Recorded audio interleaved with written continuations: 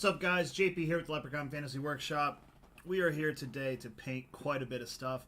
As I was kind of saying before in some other streams, I've got a number of projects going on at once. Probably too many, but it's fun, right? So currently, a while ago, I signed up for a Kickstarter from Printable Scenery, which I love them. I've been in probably 5 or 6 of their Kickstarters. And I wanted to build, they came out with an awesome, like, warlock slash halfling, like, village. It's almost like steampunk meets, like, The Hobbit meets, I don't know. It's really unique, very, very interesting, and the artwork's amazing. So I signed up for that. At the same time, there's a bunch of car models that I really wanted to get into. If you guys don't know, I work for FedEx. And I wanted to build a show 53-foot reefer trailer, which is what I work with, and tractor. And no, I don't drive trucks. I work in the offices. But I wanted to have that kind of model that I could show off at my desk, in my area of work. So I just thought that'd be really cool. So that's going on. At the same time, I'm building a 32 Ford hot rod that I thought would be really cool, and there's a bunch of upgrade parts that I'm looking to use and all that stuff, so I'm doing that, plus the Titanic build, doing that. So a lot of things going on. I've got all 5 printers running right now, and shortly I'll be getting the resin printers up as well. So a lot of things going on. But today I wanted to try, and the thing is I've got to be quick about painting because things are going to get backed up really quick if I don't use that. And what I do for work makes it difficult to be able to do crafting throughout the day.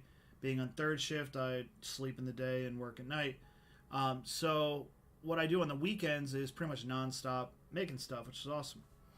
So today I wanted to paint up one of the first big buildings that I have from the new Kickstarter. It's the Halfling Guild Hall. And it is massive and awesome. And I've never really painted up one of the big buildings that I used to do all the time by hand with an airbrush. So it's going to be a new experience. And then I also want to prime the 32 Ford. So, or at least part of it. So, yeah, a lot of stuff to go on. Most of it's going to be in the booth today. So if you're interested in airbrushing, today's the day. I'm going to break this up into 2 parts. I'm going to work on the building, which the reason why I'm breaking it into 2 parts is that all of my models for 3D printing, I use acrylics. And then for my car models, I use enamels. So for those of you who don't know, acrylics are, if you're starting out painting, you need to be buying acrylics. Acrylics are the, if you can see, you can't really see, but over my shoulder here on the left side, that paint rack that's hanging up, those are all acrylics. Those are those 2-ounce paint bottles. And when you're airbrushing, you don't need to have any fancy thinners or like that. It's a simple. You can use decent water or flow improver, and very, very giving. And it's also extremely fast in drying. Acrylics can dry in a matter of minutes. Meanwhile, enamels are like what you actually paint cars with. That hard. It's almost like it goes on like a. Like it's a coating, like it needs a cure, if that makes sense. So that's why if you ever see a car that's been hit or something like that, the paint will flake off versus with enamels you can scratch it off. So yeah, so we're gonna be breaking those into 2 parts. I have more than the guild hall, but for the most part we're gonna be doing the base coatings. So the detail work, I might do another video this week in the middle of the week sometime of doing some detail work. Because this building, and I'll just show it. I've got it on the desk right here right now. So you guys can see the building. It comes in multiple parts. The roof sections come off. There's the 2 towers are separate, and then this is a roof section as well. So if you're playing D&D, you can have the interior to play in. And then the pillars, like I said, the roof, the towers come in 3 different parts.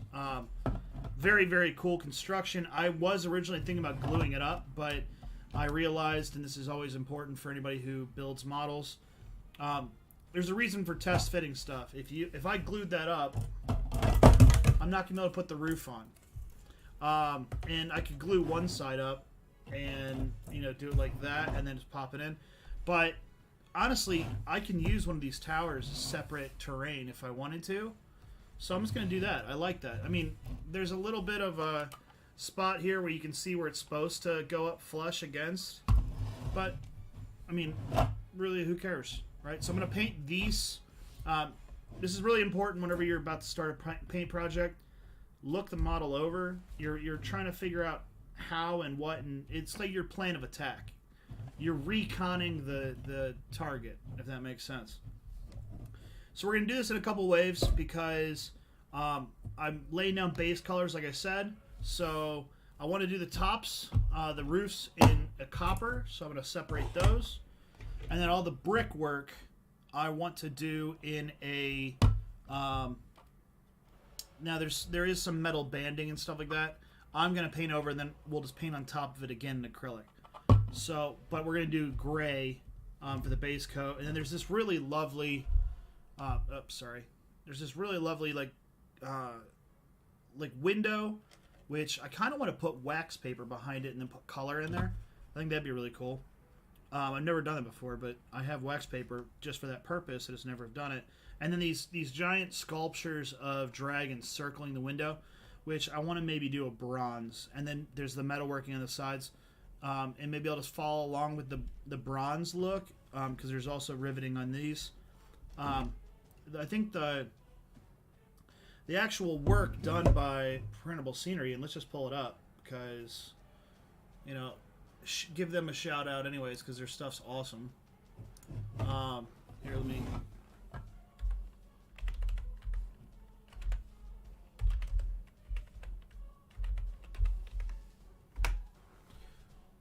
And I didn't plan on doing this, so forgive me if... the impromptu-ness of this, but it's I just want to show you how they did it because I mean, and I love this line is amazing. Seriously, it just looks so good. And bear with me, I'm pulling it up right now.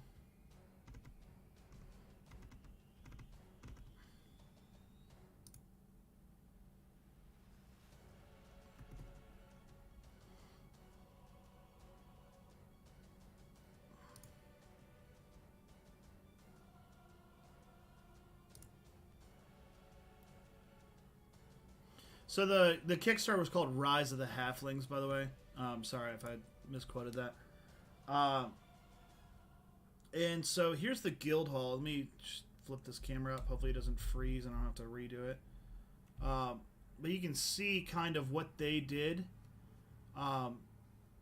They did like a bronze with a gold centerpiece, and then they got the beautiful copper. I like what they did with the cream brick. With the bronze, I might actually mimic that because I've got a ton of gray stone buildings. I like the idea of the sand. Sorry about that. So I think I actually, again, trying something new, I might just paint it like that. And I think I will. So we're still going to do the bottom part in the gray. So it doesn't really too much change our plans. It's just going to be a more complicated paint job. And the camera did freeze as I thought it might. It's a really finicky camera, so give me 1 second to fix that for us. I do apologize. You're gonna get some flashings here as I reconnect the camera, and I'm sorry.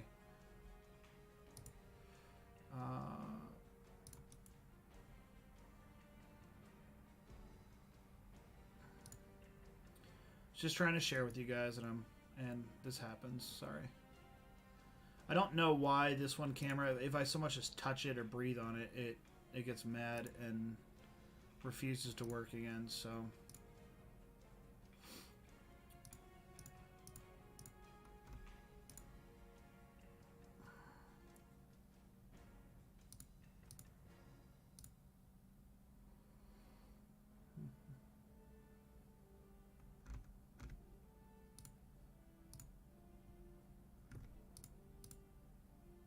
that didn't work either. Let's see. Did it somehow come on? Go with the old-fashioned unplug and plug it back in, right?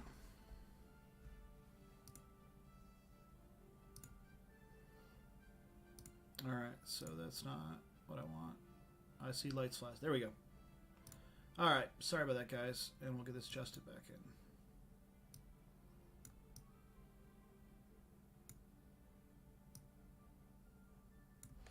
All right.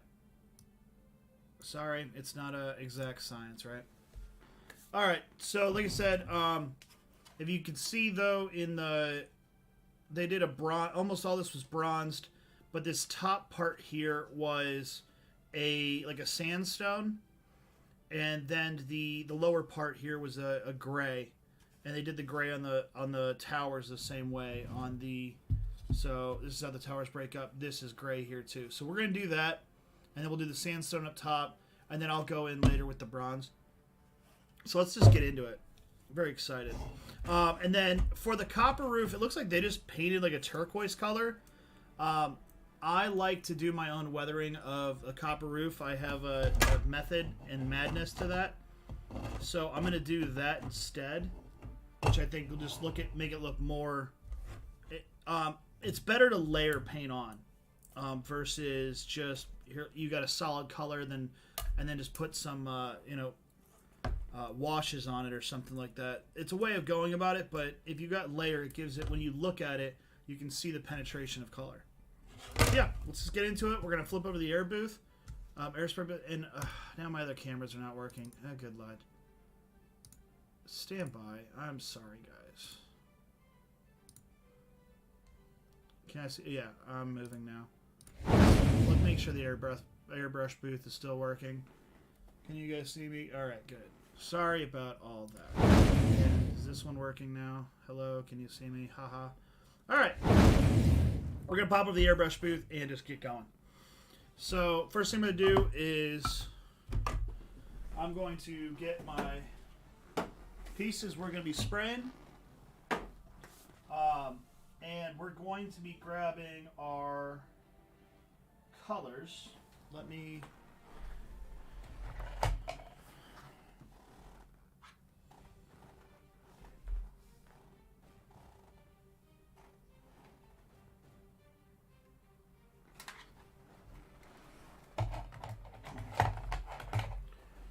So what I'm doing right now is I'm going to my pre-mixed paint here.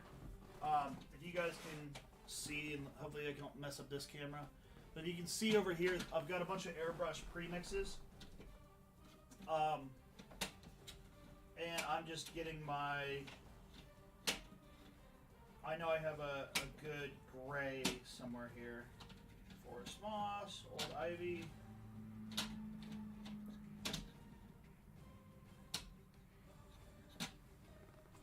So I got a wrought iron. Now I've got a medium gray. So I think what I'm going to do is I'm going to lay down I'm going to lay down the wrought iron, I think.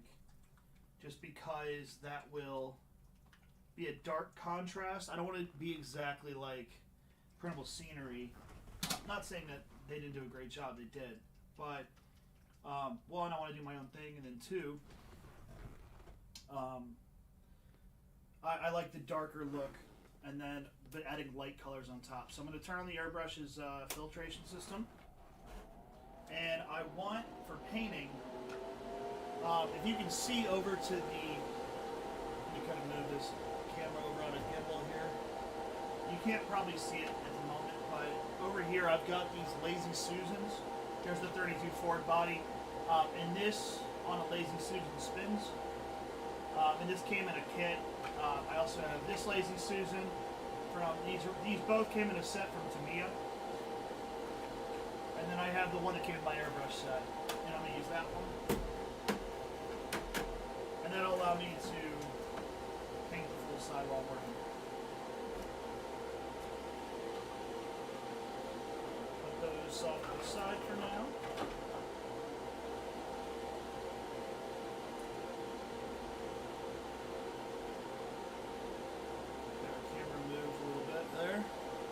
And I'm sorry if you guys can't hear me. The microphone's at the desk.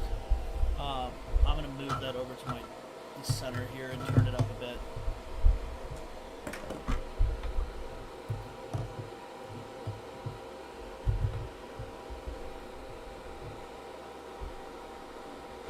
Alright, can you guys all hear me now? Alright, so here we go. We're going to get our wrought iron going. I pre-mixed this, like I said, a while ago. So, hopefully we're still good on that.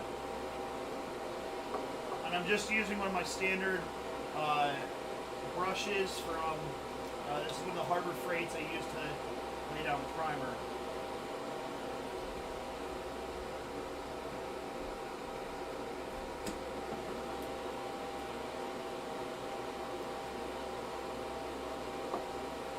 To change brushes real quick.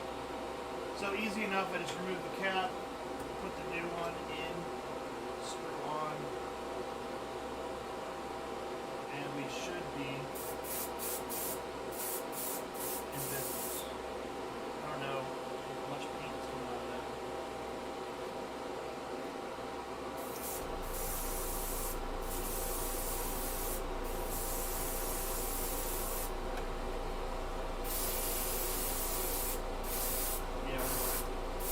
Cooking with gas.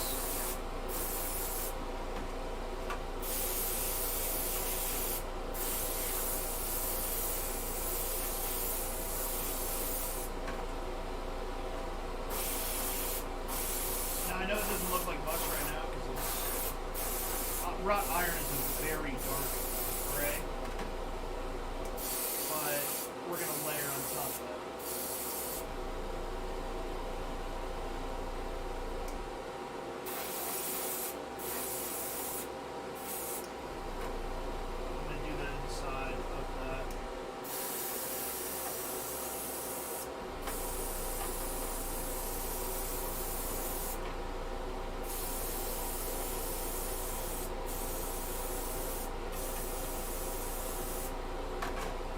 Acrylics too are very, very forgiving when it comes to breathing. If I was spraying enamels, I'd be wearing my mask right now. I probably should be wearing my mask anyways for acrylics, but regardless, air particles are bad, but paint particles are good. But,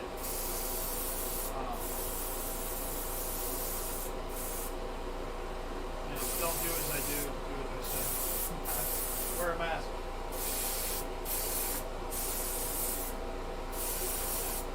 And there's a door to this. I haven't printed that yet. So you guys can see the difference in the color, and like I said, we'll be layering on top of that. So I'm gonna set that off to the side, and we're gonna get the base of the towers done.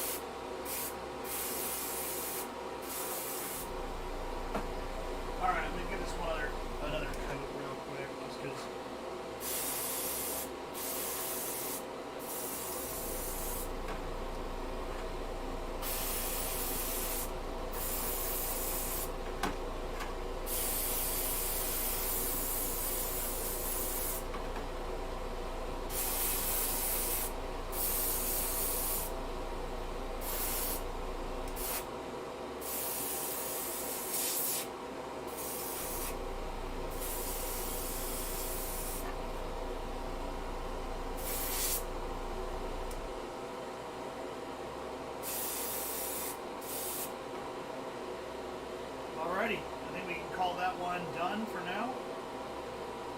All I have to do here is what's really great about these is I pop this this bottle out, and what I'm going to do is I'm going to find my cleaner. Should have already probably done that first.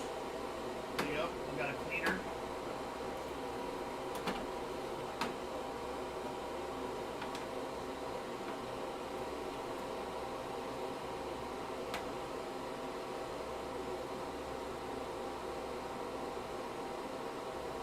Wipe that off real quick, and I should already have a paint cloth, but I don't because I'm ill prepared.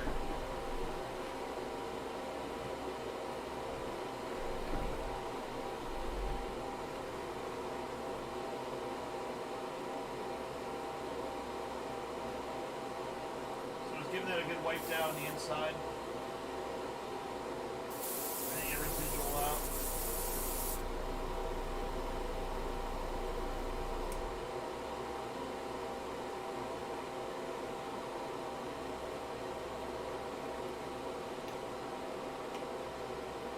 Don't want to have stuff open sitting out. If you've ever experienced this, you're gonna knock something over. Let's get that on there, get a good shake up. I don't really care if the cleaner gets a little bit mixed with some paint. And then this is a spray bottle. I just put this in here, give it a bit. You can see the mist rising out of it. It should be good.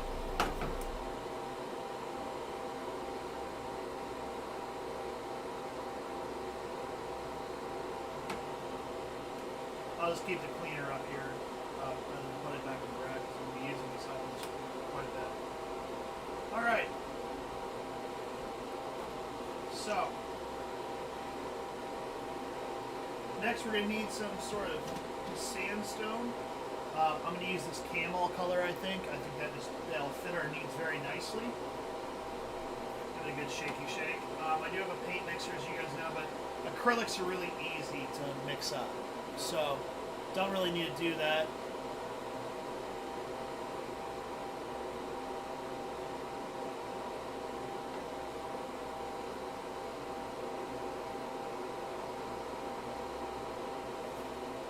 I'm going to pop these out again so we don't get a bunch of accents happening.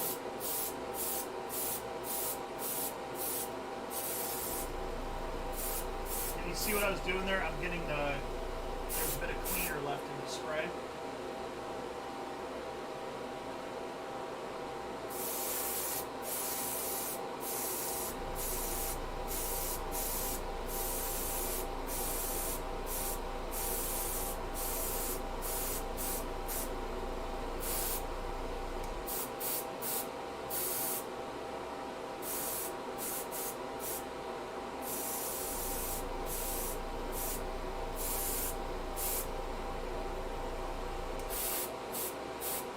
And I don't mind if it gets a little bit on the lower part, just because I'm going to be going over these and layering them on, like I said. So, not too much of a worry there.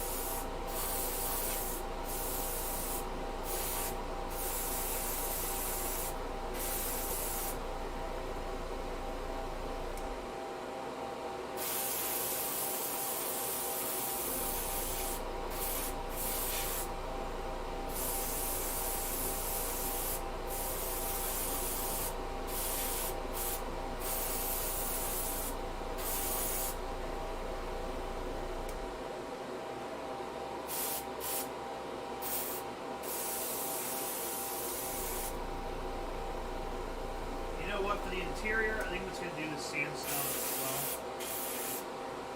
I don't really care about the decency of the interior, but I want it to look like I did, try and paint it. So.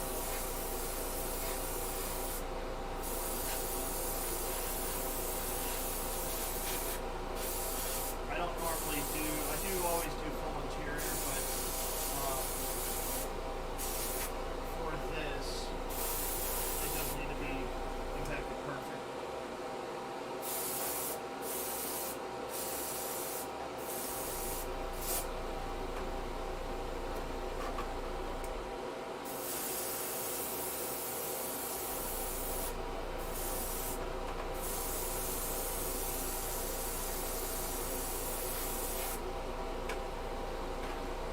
One thing I'm seeing though is I'm definitely going to want to redo the wrought iron color again in some areas. I probably should have gone with this color. This is the most color. So this would have been probably a better thing to spray first. But you live and you learn, right? One thing I've learned is making stuff, you're going to make mistakes. But when you're working with something like acrylic, it's easy to make mistakes. It's easy to fix it.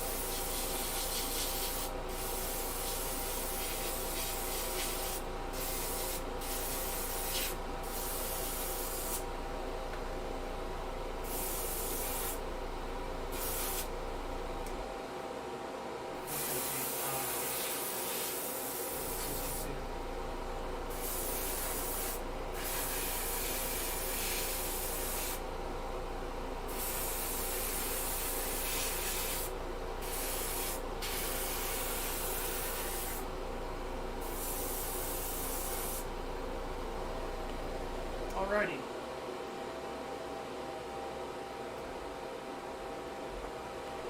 And I know I said that I was going to redo the wrought iron.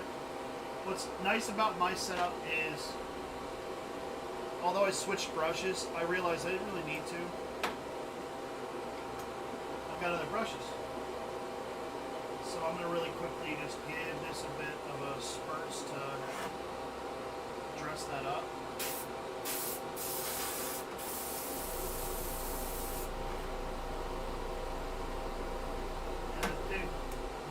Water this down, or it's not really flowing as well as it could. So I'm just going to use a little bit of medium.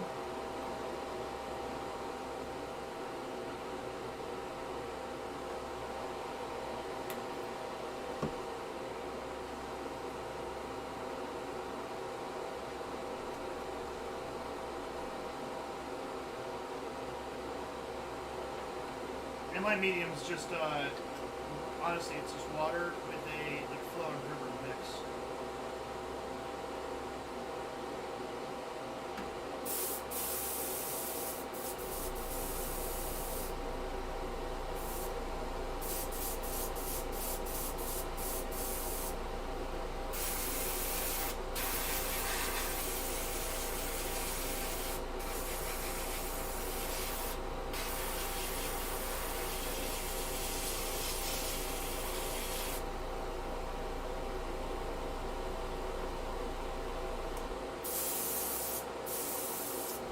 What's going on? So I come down with enough we need to turn the airbrush a little bit on this.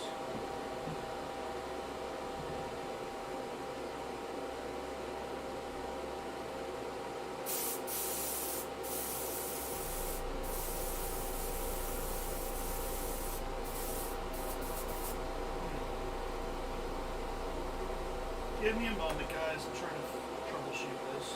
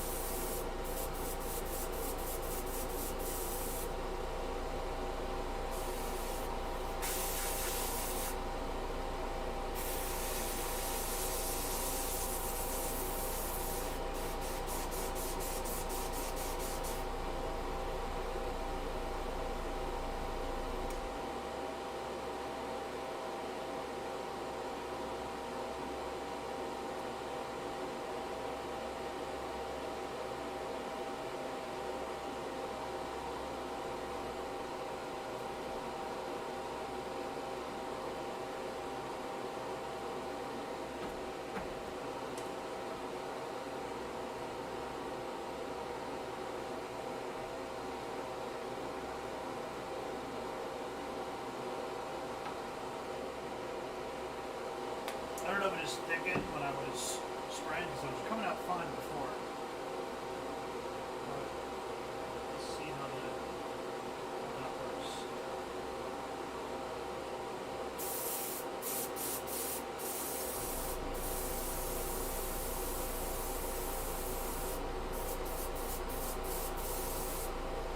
I'm gonna try and make it work.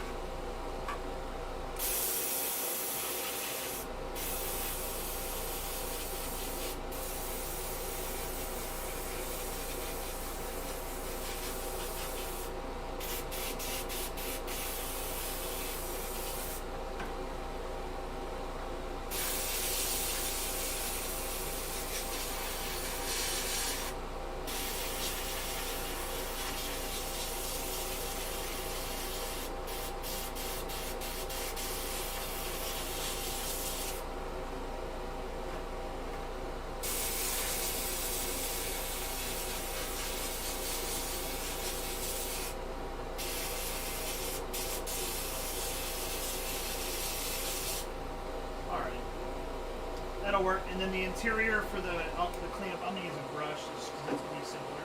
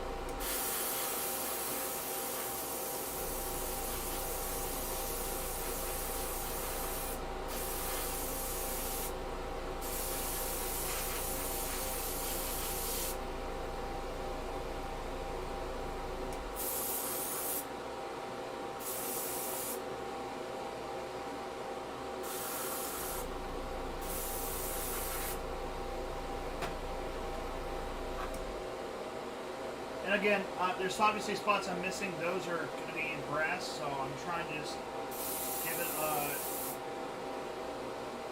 look like, you know, it is that stone, and then obviously there'll be colors layered on top of it to give it more definition. So, rolling right along.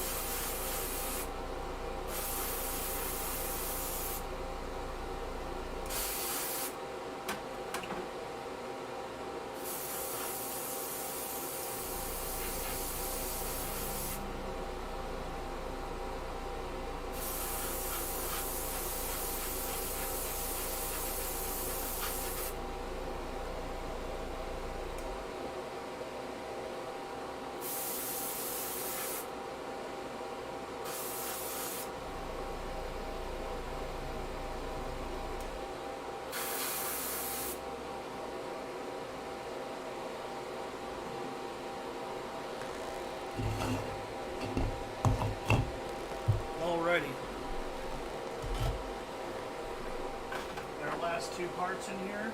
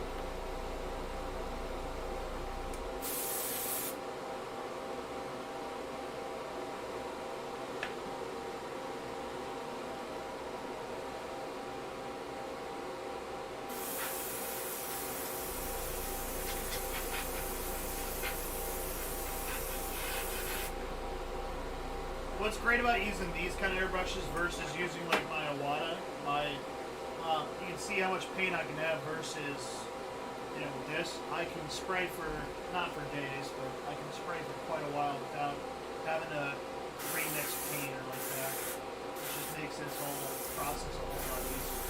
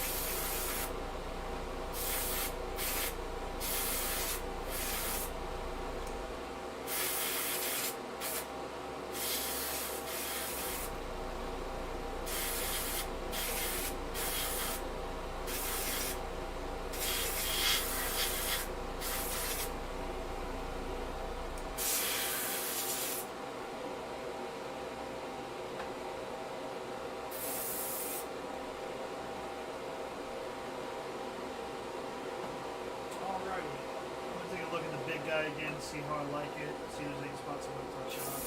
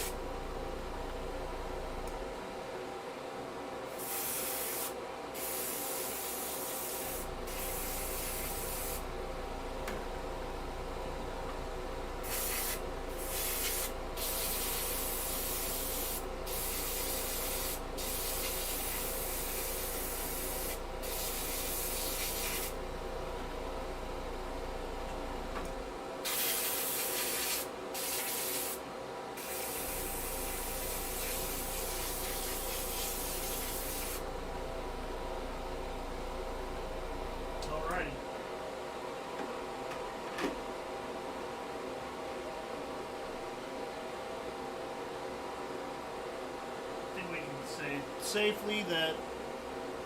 well, no. Still got a bit more. Actually, you know what? We're going to paint these by hand because I want to do those windows, but the copper is just everywhere, so it'll just be a waste of time. So we'll move on.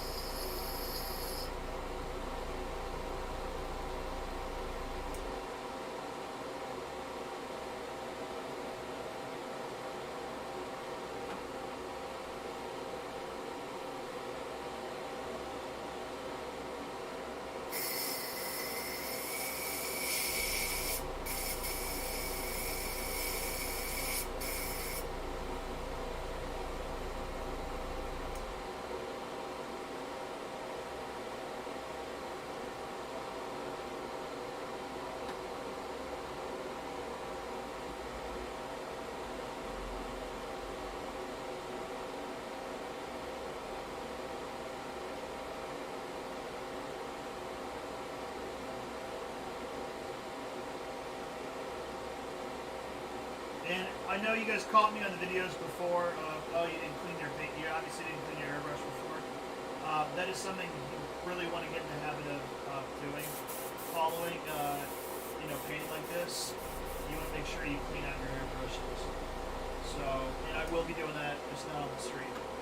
All right. So I'm just going to put an empty bottle in there for now because I do not have a brass mixed up, I believe. Or not brass, copper. So we're going to mix that up.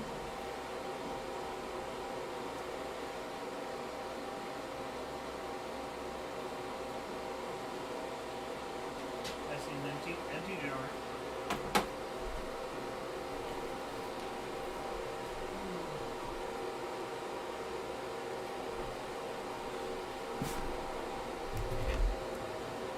Alright, so we're going to mix up this antique copper. I'm going to use my Badger mixer. I got my Badger airbrush coat. And I did do a review in earlier streams for that. I'll turn this off for now so you guys can hear me better. Alright. So mixing up the airbrush paint is easy enough.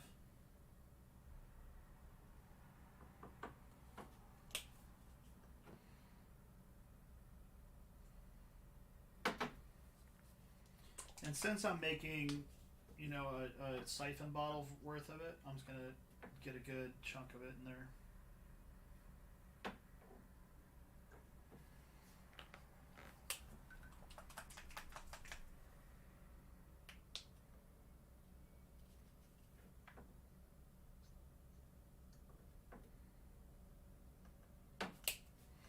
All right. Put that off to the side.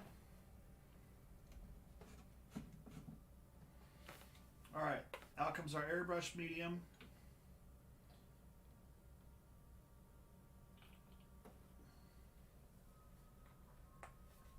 I'm going to go further back because I might make a mess of this. Let's give it a good mix.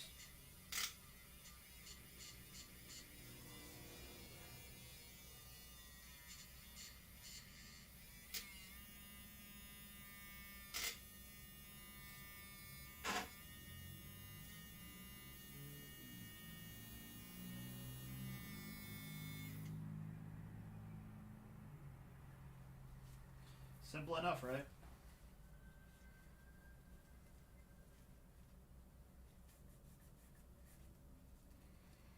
Get my airbrush mixer spritzing off, and let's see how we did.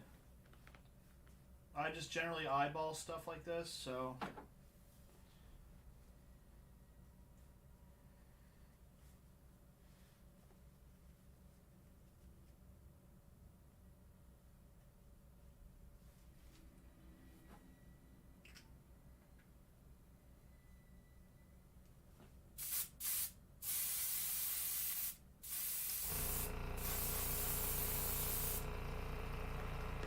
so far it looks good.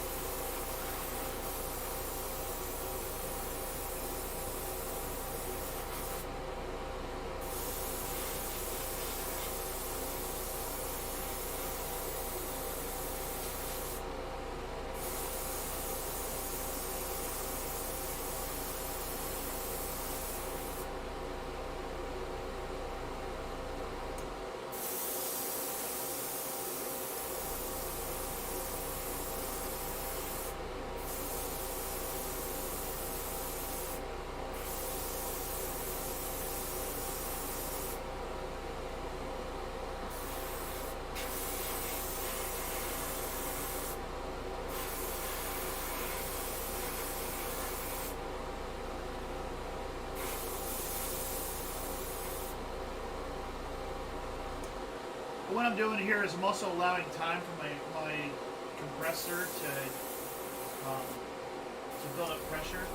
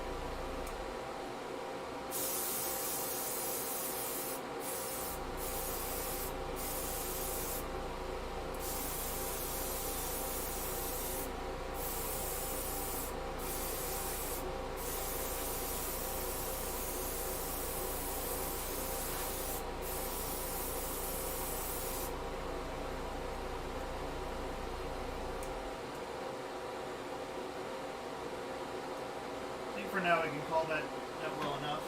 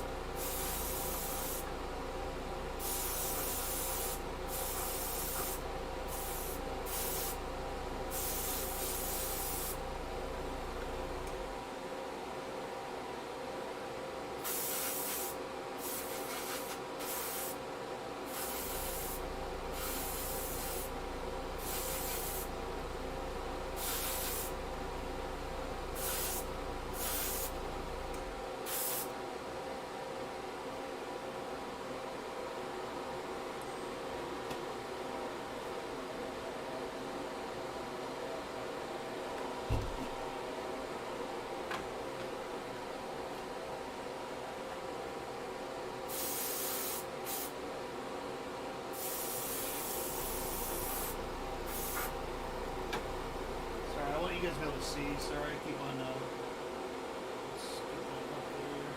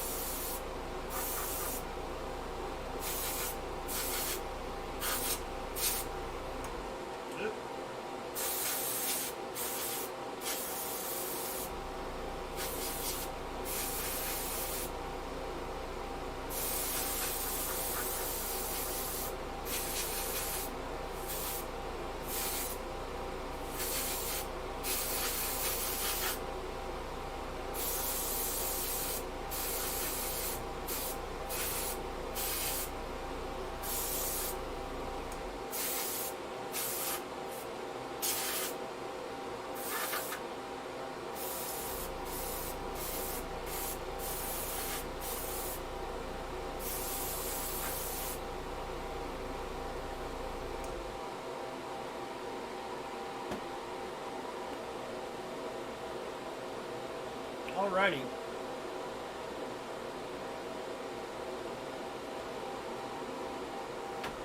So that kind of is the big part of that big model. Oh.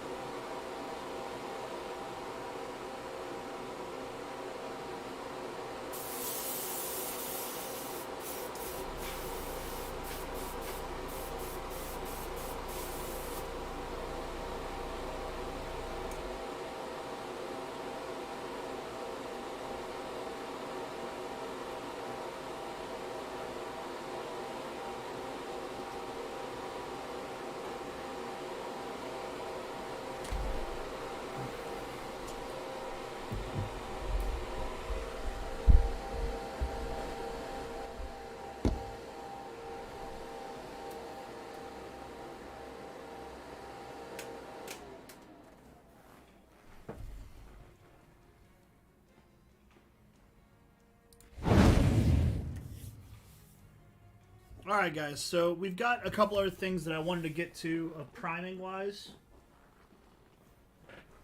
So when I'm doing models, I use these trays, which are outstanding. They're organizers for like your common like your desk drawers and that kind of stuff.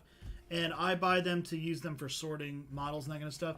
So obviously here's our car parts. You've got, I've got the engine, that kind of stuff. I don't think we're gonna get around to that today. I like to set up a lot of goals for myself, and you also often don't reach them. I'll still probably prime this later, but I don't know if I'm gonna be able to do it on stream.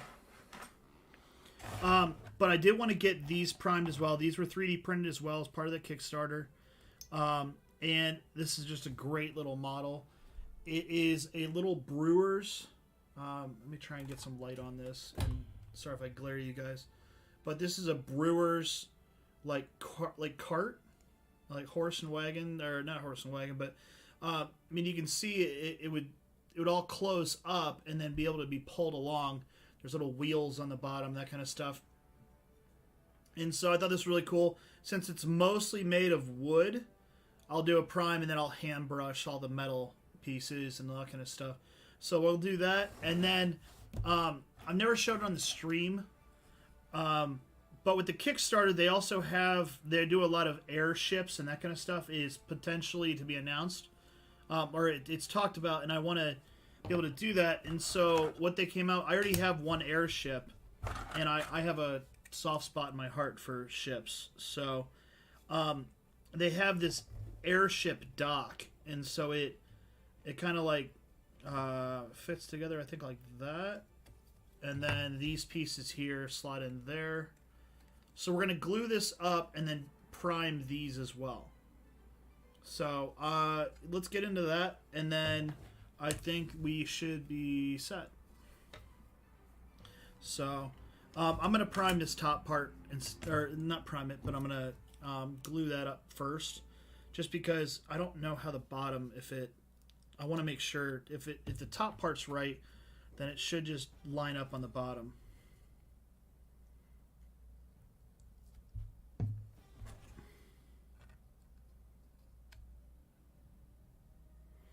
So I'm using here is just a Cyac glue. And to be honest with you, I haven't really used this before, the super fast thin Starbond. I got a set of it a while back, but I had so much super glue still that I was like, well, I'll sometime try it, and I just never did. And then finally I went through and set it all up, and this stuff is actually awesome. I'm going to give it a hit here of the Instant Bond Bob Smith's Industries Accelerator. Caution with Accelerator. I love it. It's amazing. If you get it on your hands or super glue on your hands while you're doing it, you will. It burns like the fires of hell. It's a chemical reaction. You also want to make sure you don't get it on your super glue as well. And I don't recommend using it on paint jobs. If you're putting together a model, I would try to refrain from using it because it can make your paint job start running and that kind of stuff.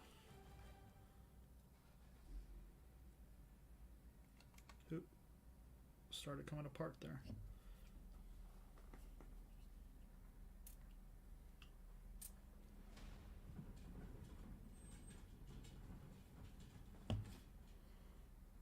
You can see that it's got such a lovely like scroll work and stuff. So I think if I prime it brown, and then I can go over and dry brush like a metallic on it, that would just look great. All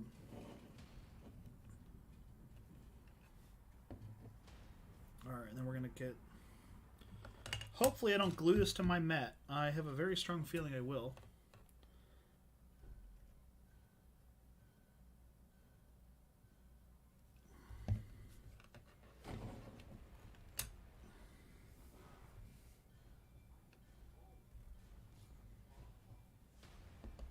It's going to keep on moving it back and forth a little bit as I get the accelerator on it.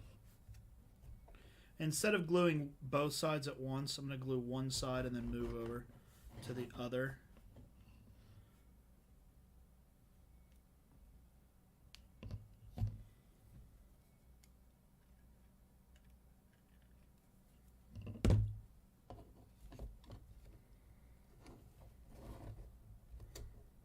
Nope, I just glued my finger. Said I don't want to glue the piece of the mat. What I do, I glue my finger to the mat. Yeah, you saw that. Sorry, I bumped the camera again. Sorry, guys. I need a better camera.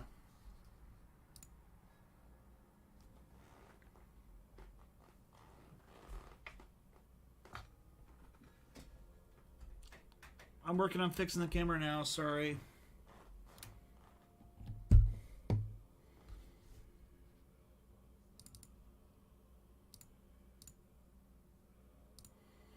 Stand by. All right.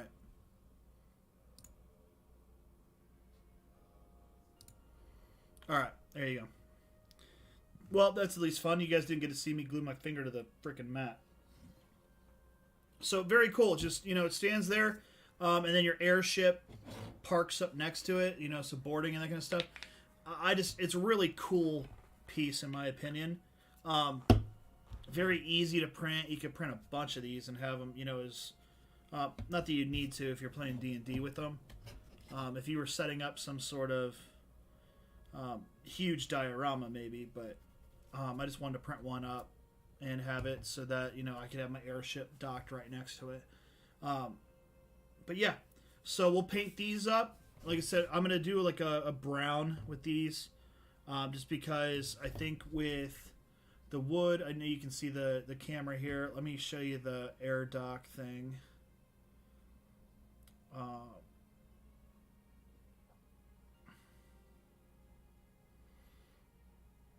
Let me see. Let's see if they'll just pop up that way.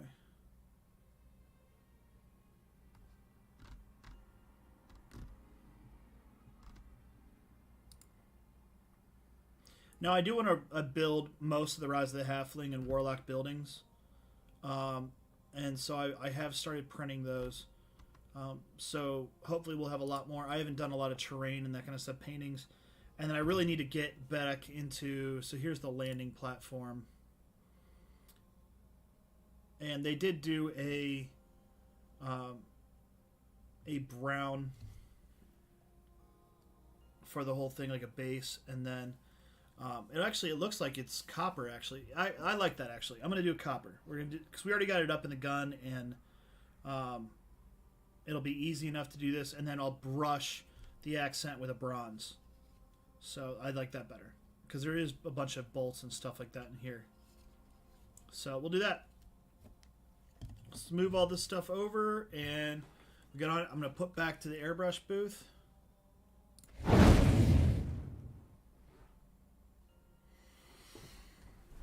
All right, so here's a better close-up of our air dock.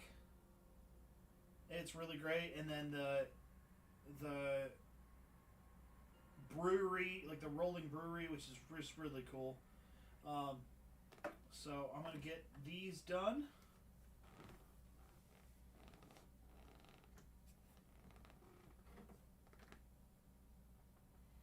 Let's pop our antique copper back in there. And the thing is with this, of why we're doing the same colors and that kind of stuff, is this is all part of a set. So you want to be, in that regard, you want to be consistent. And, you know, well, here's, you know, this, and, oh, we gotta have the...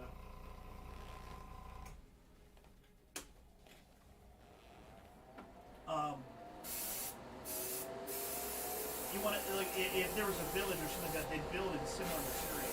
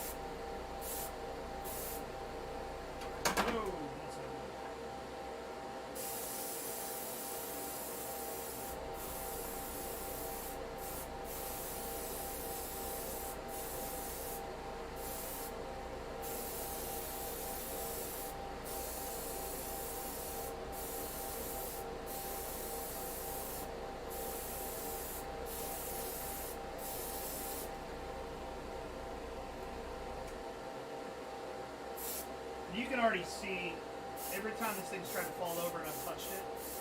I'm touching the painted parts, but I don't have paint on my hands. It's acrylics are just great for if you want to paint a lot of stuff here.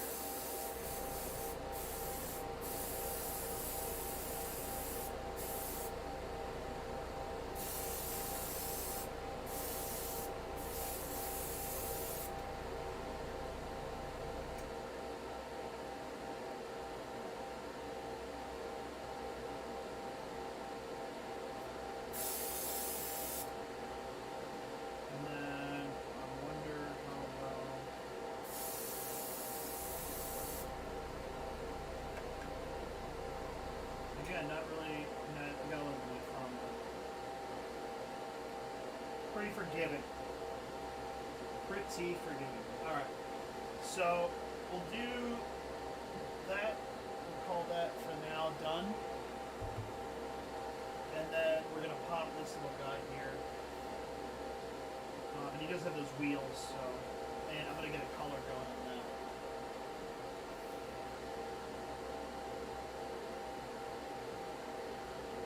So again, switching out the airbrush to a different one so I don't have to swap out, swap in. Use a chocolate brown.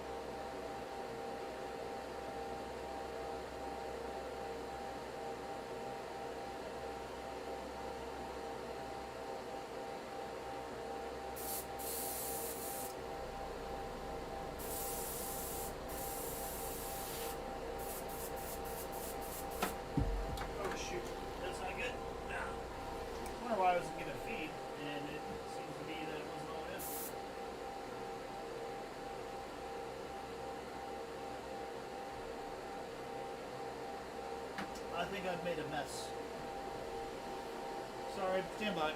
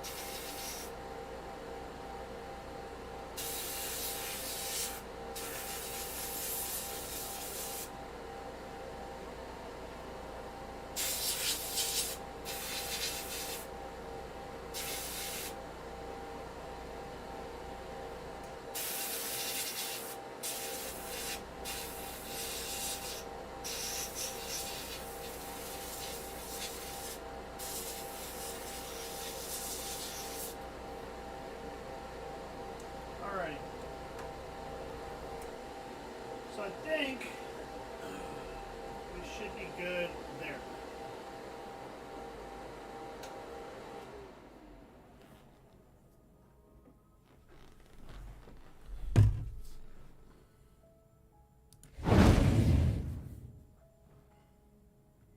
So now that we're kind of done with that, I want to get actually some color on here, more color. So we're gonna do that bronze and do some actual painting. So let me get some of that stuff done here.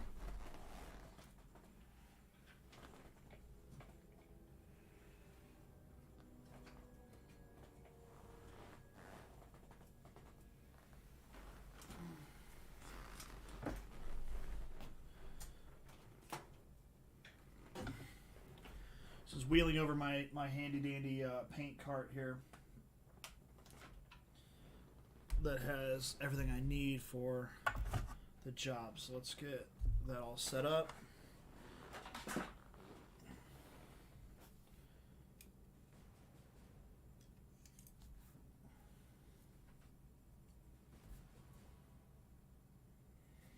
We got a metallic bronze there that I think I've never actually used before. It's a different bronze than I've used before. And I'm going to do, just like I said, the base coats, I think, for this. And then we'll see where we're at.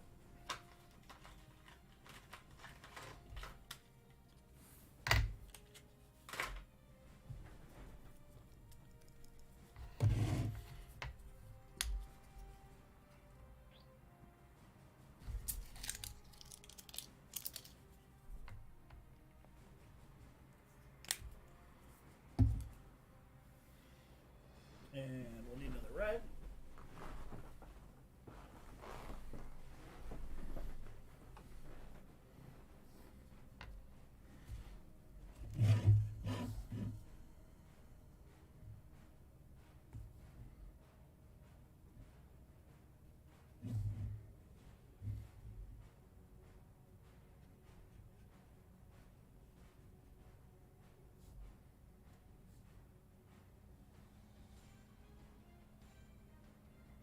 Now this might need a couple coats because of it's not really, it seems to be kind of watery.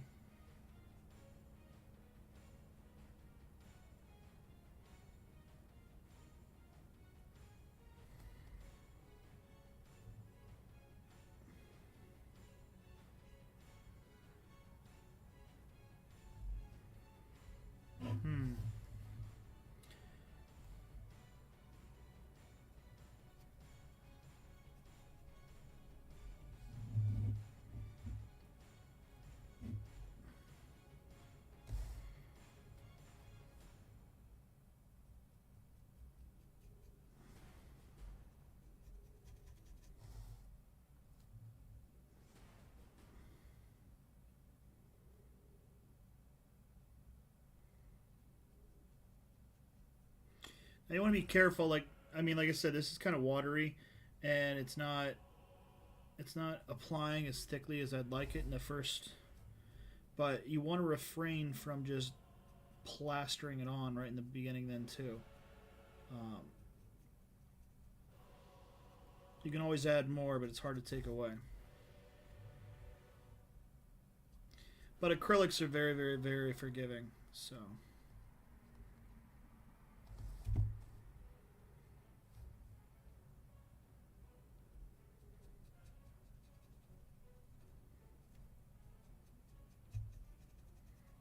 If I were to do this again, what I'd probably have done is gone over all that with the true black and then applied the bronze. But what we're going to do instead is kind of a reversal.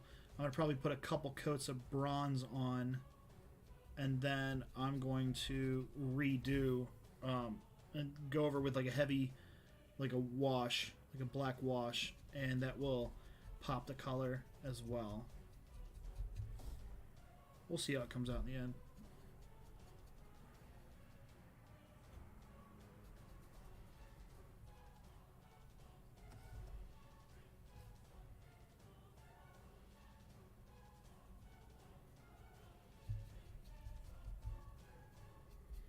Like I said, I will be adding more color to the sandstone to give it more of a deeper look, but using brush, I can do that when I want. Airbrush, I haven't gotten to that level where I can just airbrush multiple colors on top of colors and.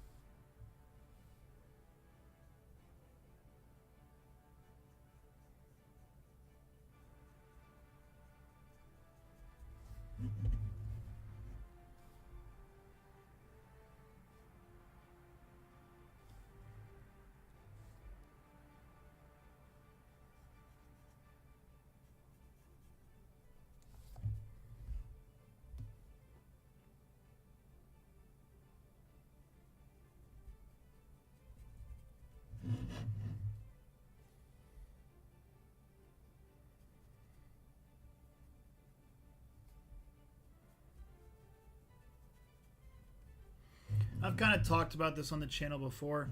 I don't paint, at least for this stuff. I don't really try. I'm not trying to enter this into a contest or anything like that. This is, I paint for the table, which means that I want it to look good from a distance, but it doesn't need to be like, it doesn't need to look good within, you know, they're not going to ever hold it up and go, oh, you missed a spot, you know, that kind of stuff. So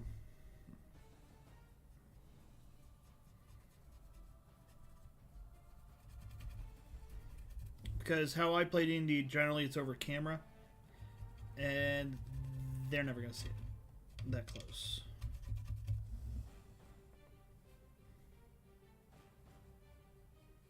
Still want it to look good, though, you know?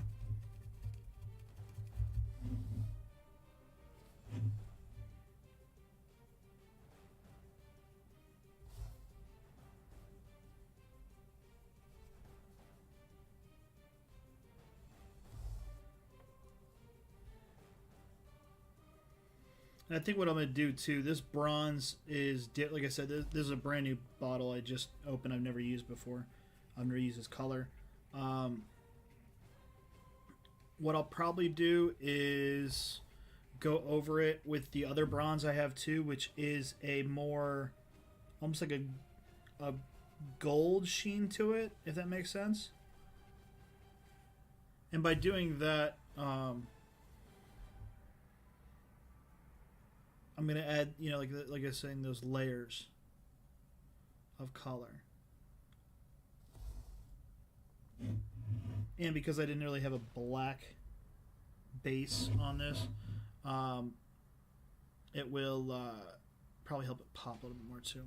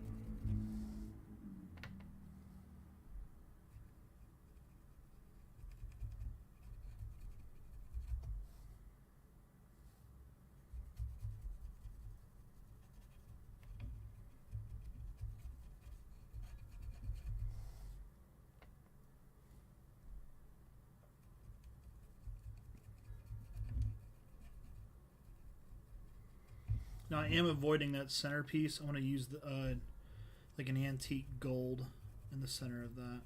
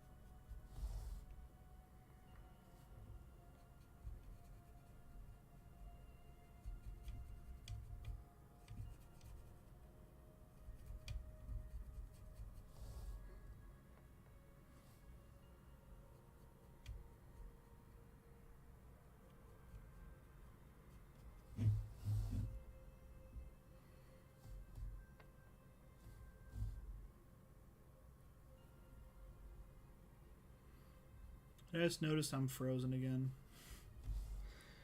Oh, technical difficulties are the best.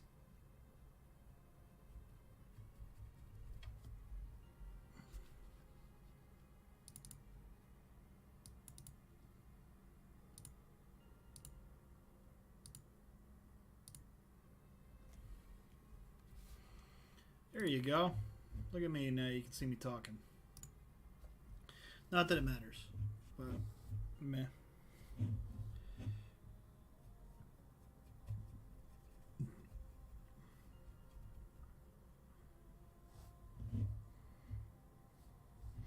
You know, and as more and more of this bronze comes in to break up the silhouette, everything, the more and more I'm liking it.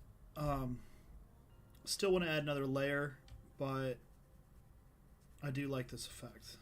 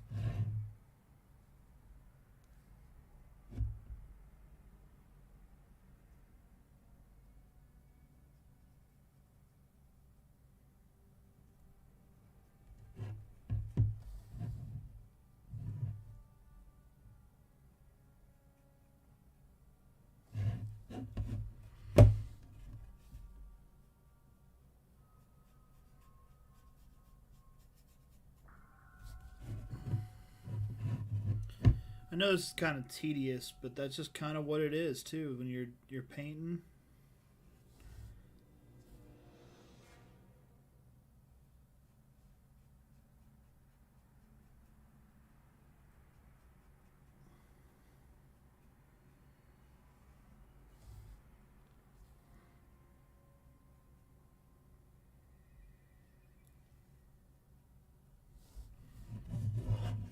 To kind of give you the upfront look of it so far. Now, like I said, this will be a lighter.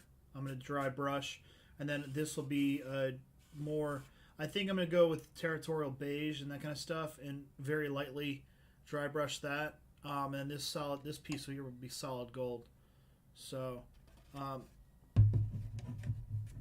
only got a little bit left to do of that set, and then I'm going to do this interior here just a bit, just so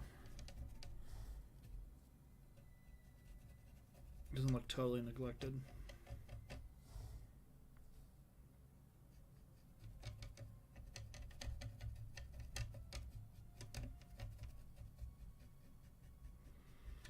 For my outlook on painting terrain is, especially in my world where I've got, you know, a number of 3D printers that are running that could spit out a giant building on its own.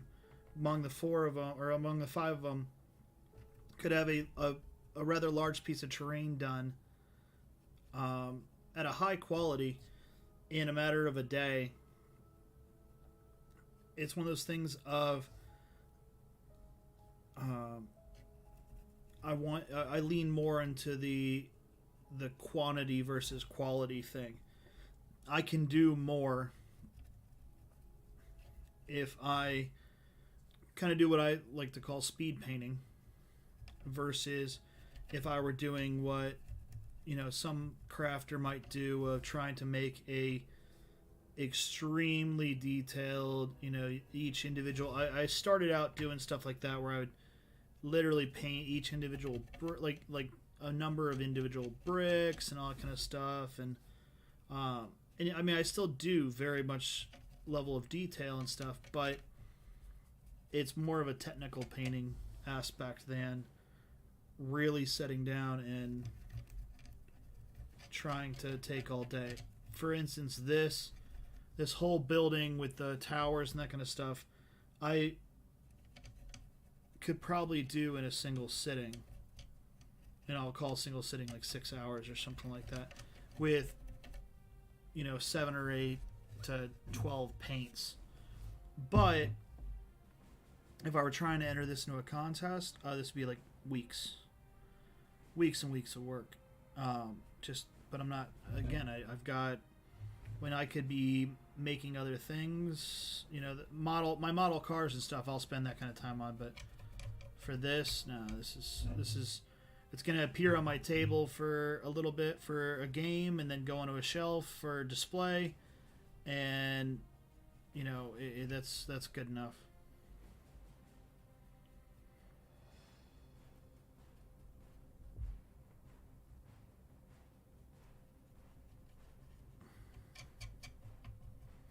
Not looking to be too detailed on the interior. I didn't want to get those interior windows though too, because when you look through this, unless I put some stained glass in there, which I might really do, I'm really thinking about it. Those windows would be visible if I don't.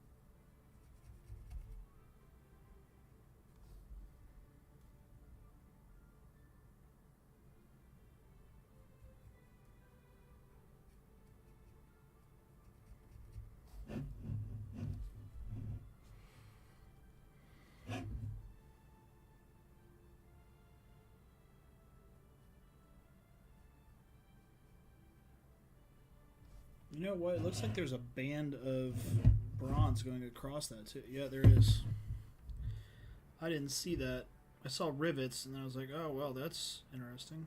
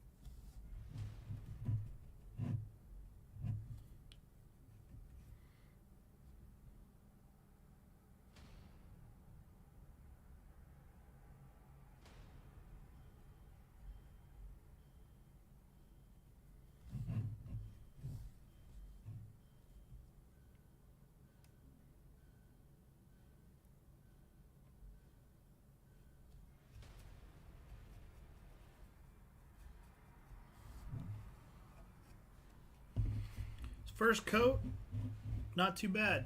I really kind of like that. I mean, it's going to look better with another coat, obviously. But let's do some other techniques here. Rather than just watching you guys, had me watch, or you guys watching me do bronze over and over again. Let's add a little bit more color to it.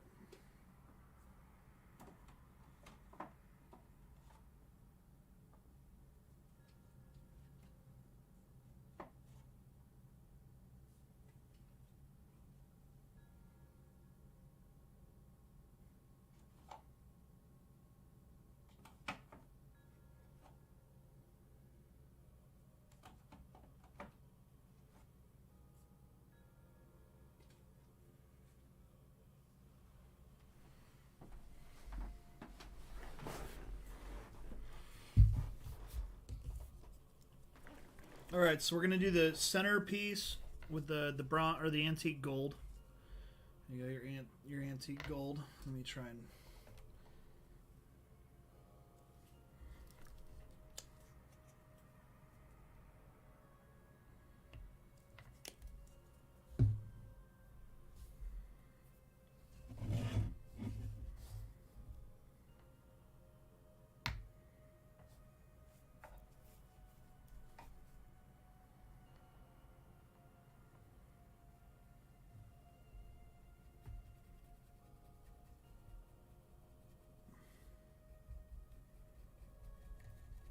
You know, that's not much of a difference between the bronze.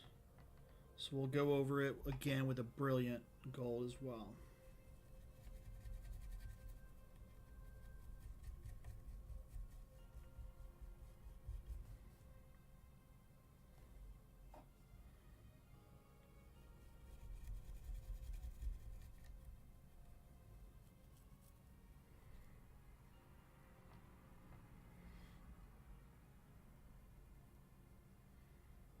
So the antique gold comes off more as a duller color, but we'll give it a little bit of time. We're gonna do the back side, and then we're gonna do a dry brushing of like a brilliant.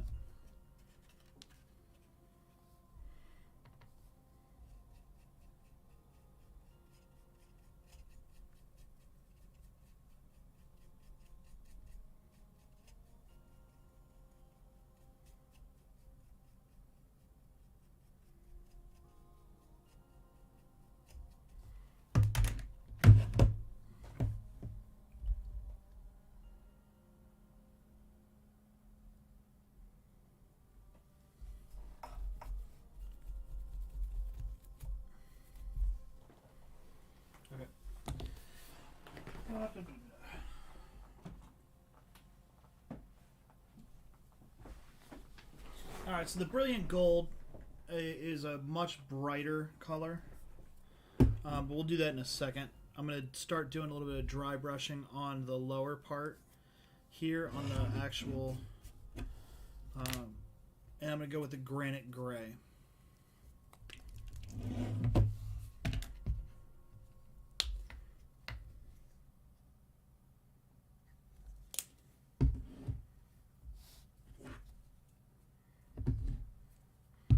And when I do painting, I tend to put the colors I've already used over on this side, and then the colors I'm yet to use in there when I'm doing a layout. It makes it so it's far more organized for me.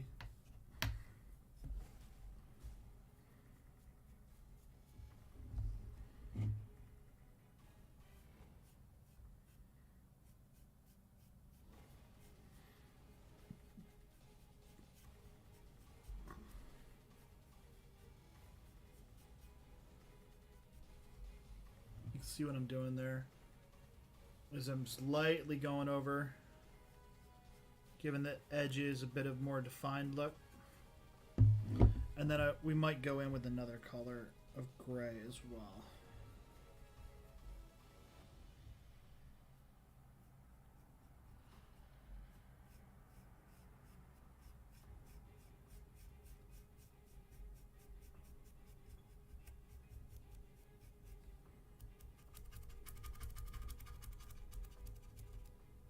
And that's honestly why it shows the wrought iron look, is because with that heavy base, it will make the lighter gray pop more.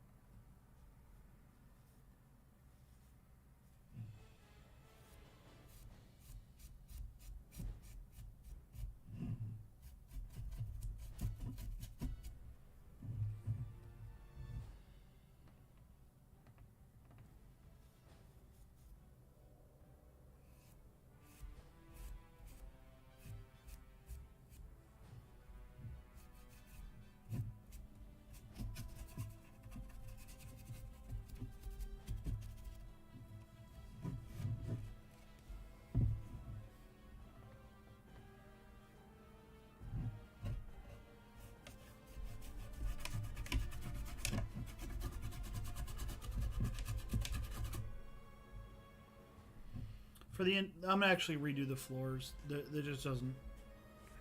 It's got too much of the overspray from the previous in it, so from using doing the sandstone portion.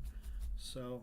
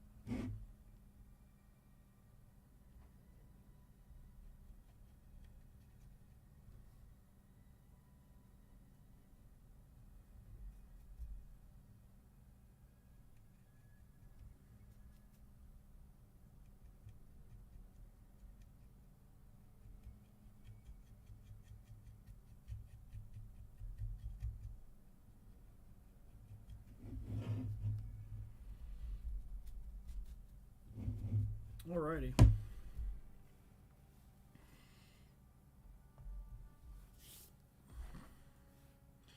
I think we're nearly finished here. I'm gonna hit this with a country twill for the just for the light brushing of our sandstone to give it that last, and then maybe a little bit of I think a hit of the parchment for a final very light brushing. We'll see. Dry brushing is one of those things that it adds a lot of detail, but it doesn't overly take a whole lot of time.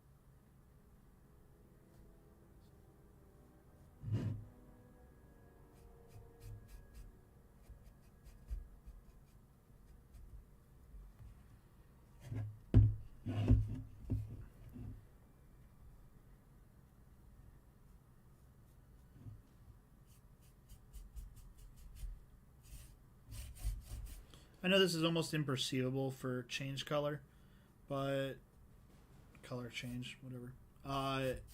But when you're looking at it, it gives it more detail, depth, whatever you want to call it. You know, in nature, nothing is one solid color generally.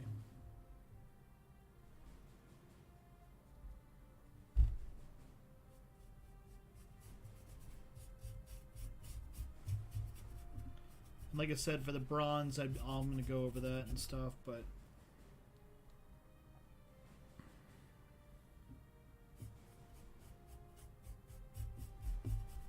still need to do all the towers and all that stuff. So, but well, I just want to get this piece semi done, so you guys can kind of get the vibe of it. I'm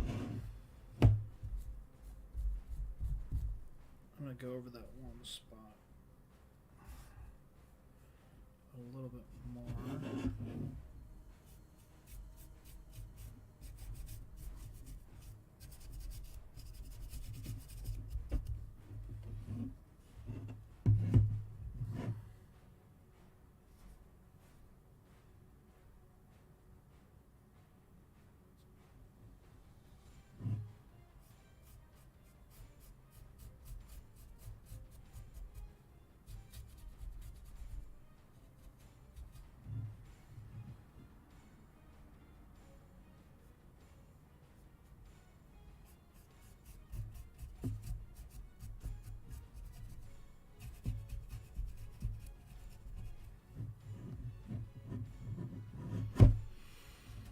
Alrighty,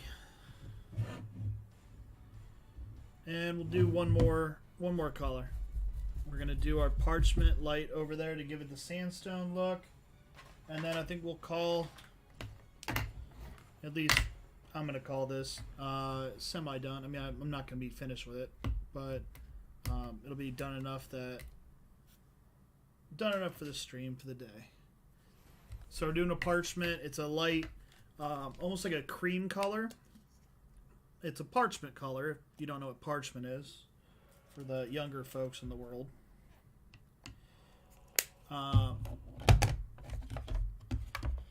But it's got that light appearance right there, and it is, I use it for a lot of different applications.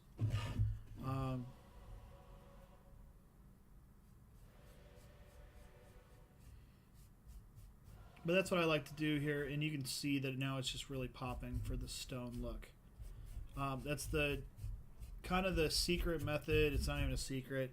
It's paint dark, and then you can use like a medium color or something like that to do a little bit of highlighting, and then I just did too much, but very lightly with a dramatically lighter color dry brush on top of that. And you can always give stone a more, and then you can go over it with a wash or something like that to even do more. But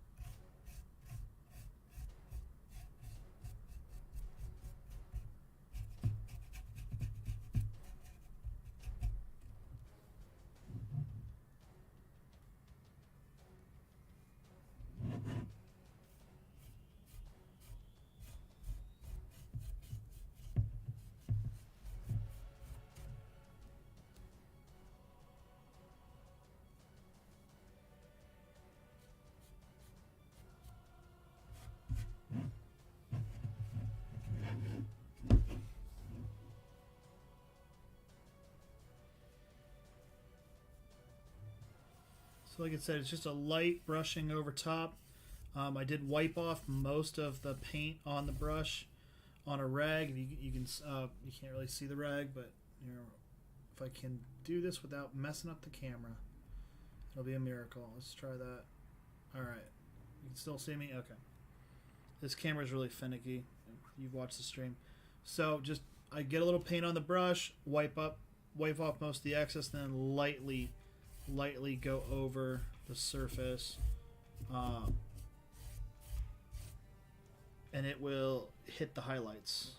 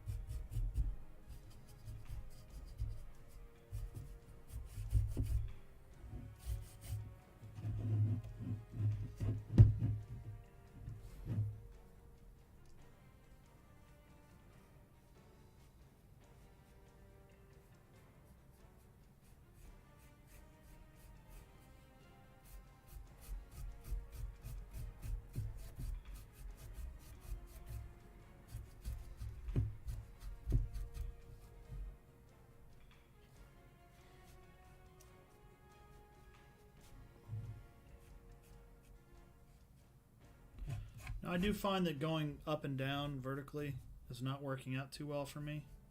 But in these small spaces, it's really difficult to hit it the way I want. But that's kind of pretty much it. I mean, you guys can see the, you know, where we started from with a, you know, nothing but a 3D printed black object. And then to look at the tower and the difference, let me grab one of the towers here.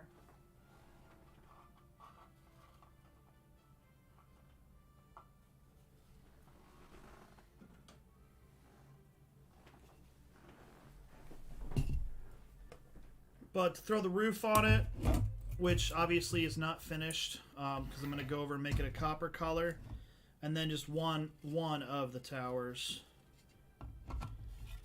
You can see kind of where we came from.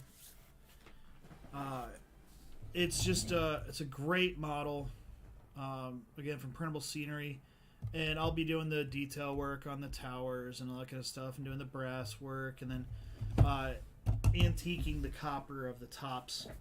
But yeah, so far so good, but I think we're gonna call that the day for the stream. Switch over here. But again, thanks guys for hanging out with us. I'm JP, the Leprechaun Finisher Workshop. It's, you know, like I said, it's a lot of fun coming up with paint schemes and stuff. It's not overly difficult. The airbrushing setup, I mean, if you want to spend the time, spend the money, it makes the job a whole lot easier to, you know, when you're laying down base coats and stuff like that. If this were a, if I didn't have the airbrush setup, I'd probably still be painting the, just the base colors, to be honest with you. So, yeah. But I will see you guys in the next one. We will be doing a review on Thursdays, as always. But I might throw in a quick, you know, hey, where we're at, or something like that on something. I don't know yet. But I will see you guys in the next one. Thanks for hanging out with us.